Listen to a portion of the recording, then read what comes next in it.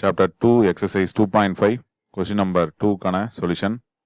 Question number 2, solve the inequation.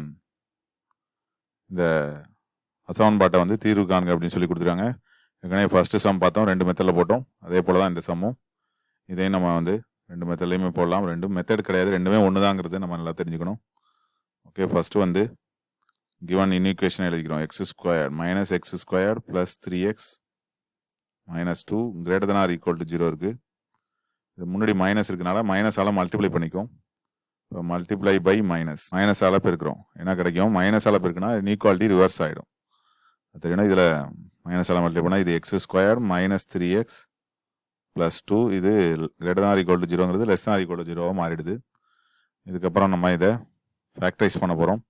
முதல்ல இதை என்னென்னு எடுத்துக்கலாம். X square minus 3x plus 2 equal to 0வாக எடுத்துக்கும். இது நமக்கு தெரியும். இதை நம்ம ஃபேக்டரைஸ் பண்ணுவோம்.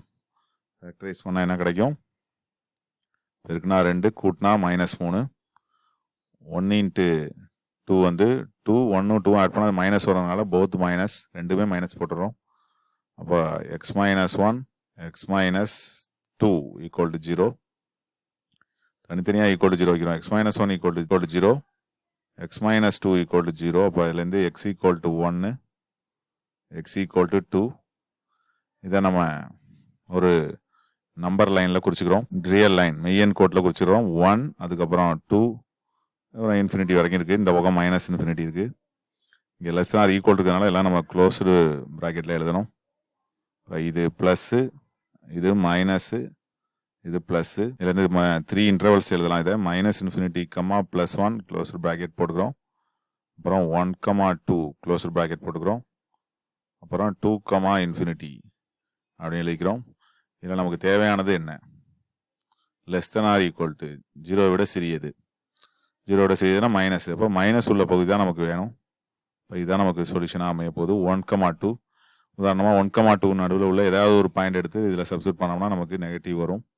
அதுதான் இந்த கொஸ்டினுக்கு சொல்யூஷன். அதாவது 0வுக்கும் குறைவானது அப்படின்னா நெகட்டிவ், 0வும் வரலாம் அப்படின்னா க்ளோஸ் ப்ராக்கெட் நம்ம யூஸ் பண்ணிக்கிறோம். அப்போ இதுலேருந்து நம்ம சொல்யூஷன் அப்படிங்கிறது என்னன்னு எழுதிடுறோம். எக்ஸ் பிலாங்ஸ் டு 1, 2 இந்த இன்டர்வலில் இருக்கக்கூடிய அனைத்து வேல்யூக்கும் இந்த இன்இக்வேஷனுக்கு சொல்யூஷனாக இருக்கும் அப்படிங்கிறது தான் இந்த இதுலேருந்து தெரிந்து கொள்ளக்கூடியது. இது ஃபர்ஸ்ட் மெத்தட். இந்த மெத்தட் படி நம்ம டைரெக்டாக அதை ஃபேக்டரைஸ் பண்ணி போட்டோம். அனதர் மெத்தட் போடுறோம். அதுவும் ஈஸியானதான். ரெண்டும் ஒரே மெத்தட் தாங்கிறத நம்ம எப்போதுமே தெரிஞ்சுக்கணும். இது மெத்தட் நம்பர் 2. இதன்படி இதை நம்ம ஃபேக்டரைஸ் பண்ணதை எடுத்துக்கோம். X minus 1 X minus 2 less than or equal to 0 அப்படிங்கிறத எடுத்துக்குவோம். கொடுத்துருக்கிற ஈக்குவேஷன் வந்து X square minus 3x plus 2 less than or equal to 0. இதை ஃபேக்டரைஸ் பண்ணதை நம்ம எடுத்துக்கிறோம். இப்போ இன்டர்வல்ஸாக நம்ம பிரிக்கலாம். எப்படி? ஏற்கனவே நம்ம கண்டுபிடிச்சி வச்சுருக்கோம். எக்ஸோட வேல்யூ என்னென்னா 1, அப்புறம் எக்ஸோட வேல்யூ 2 ஃபர்ஸ்ட் மெத்தடில். அதே மாதிரி கூட இதை கண்டுபிடிச்சிக்கலாம். அதுக்கப்புறம் இப்போ நம்ம இன்டர்வல்ஸாக பிரிக்கிறோம். என்னென்ன இன்டர்வலாக பிரிக்கலாம்? இன்டர்வல்ஸ். இது லெஸ் தென் ஆர் ஈக்குவல் இருக்கனால க்ளோஸ்ட் இன்டர்வலாக பிரிச்சுக்கிறோம். அதுக்கு முதல்ல இப்போ இது 1, இது 2, இது மைனஸ் இன்ஃபினிட்டி, இது ப்ளஸ் இன்ஃபினிட்டி. அப்போ இன்டர்வல்ஸ் என்னென்ன கிடைக்குது அப்படின்னா இதுலேருந்து மைனஸ் இன்ஃபினிட்டி கமா +1, அப்புறம் 1, 2, அப்புறம் 2, இன்ஃபினிட்டி. 3 இன்டர்வல்ஸ் வந்துடுது. இந்த இன்டர்வல்ஸ்க்கு அப்புறம் நம்ம என்னென்ன எழுதணும் அப்படின்னா sign of X minus 1 first factor எழுதிக்கிறோம். அடுத்தது செகண்ட் வந்து சைன் ஆஃப் எக்ஸ் மைனஸ் 2 எழுதிக்கிறோம். அப்புறம் டோட்டலாகவே sine of X square minus 3x plus 2 அப்படிங்கிறத எழுதிக்கிறோம். எக்ஸ் மைனஸ் 1 ஃபர்ஸ்ட் உள்ளதுக்கு என்ன வரும்? ஃபர்ஸ்ட் உள்ளது 1ஐ விட சிறியது.